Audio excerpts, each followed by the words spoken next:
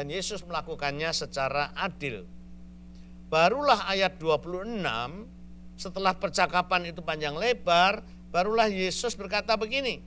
Kata Yesus kepadanya, "Akulah dia yang sedang berkata-kata dengan engkau." Menjelang akhir, baru Yesus menyatakan dirinya, "Akulah itu, akulah Kristus itu, akulah Mesias itu. Benar apa yang kamu katakan, benar nubuat ini tentang aku."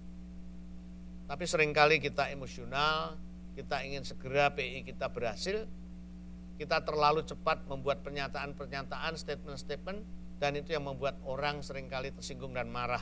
Seolah-olah kita yang paling benar dan menganggap kita sok fanatik dan sebagainya. Memberi dorongan.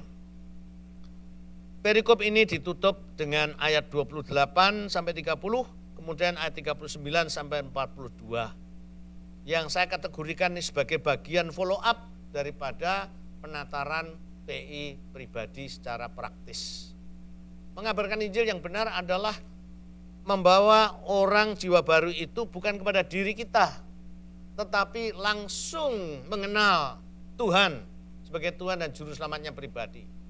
Nah, sampai di situ, sampai orang ini mengenal Yesus Tuhan Juru Selamat secara pribadi dan dilahirkan baru oleh Roh Kudus, tugas kita selesai. Secara prinsipil, tugas kita selesai. Nah, seringkali kita punya kelemahan sehingga ini bisa menghambat pertumbuhan gereja.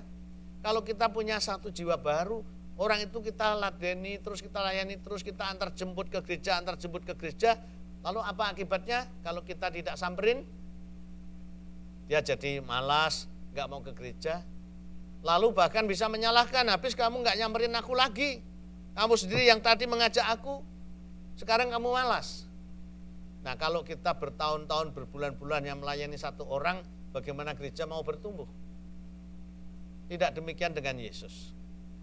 Roh Kudus akan mempertumbuhkan orang itu. Kita harus ngomong kepada orang jiwa baru ini, sudah sampai di sini ya, kamu sudah berkenalan dengan Yesus Kristus, Roh Kudus akan menumbuhkan kamu. Kamu bisa datang sendiri biar aku bisa melayani jiwa yang baru lagi. Bahkan lebih indah kalau bersama-sama dia juga mencari jiwa yang baru. Inilah yang dilakukan oleh Yesus, dia memberi dorongan kepada perempuan ini. Sehingga akhirnya perempuan ini kembali ke kampungnya, dia bersaksi dan sangat menarik apa yang dikatakan orang sekampungnya. Dikatakan di sini ayat 42, dan mereka berkata kepada perempuan itu, "Kami percaya, tetapi bukan lagi karena apa yang kau katakan, sebab kami sendiri telah mendengar dia dan kami tahu bahwa dialah benar-benar juru selamat." Inilah yang diharapkan oleh Yesus. Orang bisa berkomunikasi sendiri dengan Yesus, sehingga tiba saatnya kita bisa lepaskan, saudara. Kita cari jiwa yang lain lagi. Mungkin saya bisa tambahkan ayat yang lain. Lukas 12 ayat 57. Lukas 12 ayat 57 berkata begini. "Dan mengapakah engkau juga tidak memutuskan sendiri apa yang benar?" Mengapa engkau tidak memutuskan sendiri apa yang benar?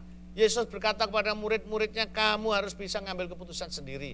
Tidak harus selalu bertanya kepadaku. Hai kamu yang ahli meramal cuaca, tapi kamu tidak ahli melihat tanda-tanda zaman. Target Yesus di dalam menginjil dan mengajar adalah sampai orang tersebut bisa memutuskan sendiri apa yang benar. Saudara sekalian, saya akhiri session yang pertama. Sampai di sini dulu. Kita belajar daripada pola Yesus yang praktis ini. Bagaimana kita menginjil. Pertama, kita enggak usah takut. Kita enggak usah terlalu formal memikirkan metode dan sarana.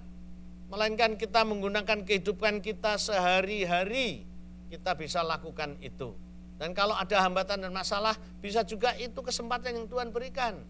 Di sini murid-murid disuruh pergi mencari makanan. Sehingga di situ bisa kesempatan Yesus melakukan PI pribadi. Demikian seterusnya, nanti kita lanjutkan dengan contoh-contoh yang lain.